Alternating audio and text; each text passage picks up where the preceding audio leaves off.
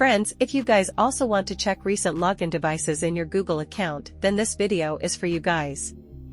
If you haven't subscribed before starting the video, do so quickly.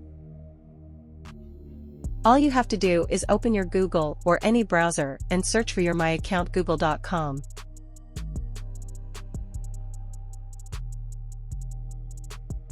After that, you have to click on Manage Your Account.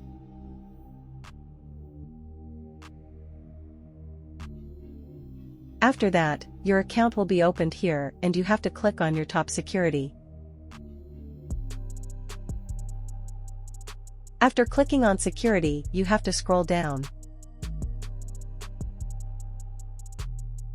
Now here you will see an option, Your Devices. Now here you have to click on Manage Your Devices. Now here you can see My Account. Here you can see that the device in which my account was recently logged in is showing me all the devices. In this way, you can manage all the devices for your account.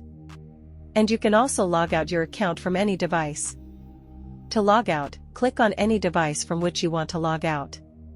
After that you will see an option, Sing Here, Sign Out, click on it. Here you can see that this device has been logged out. In this way, you can check your recent devices and also log out of them.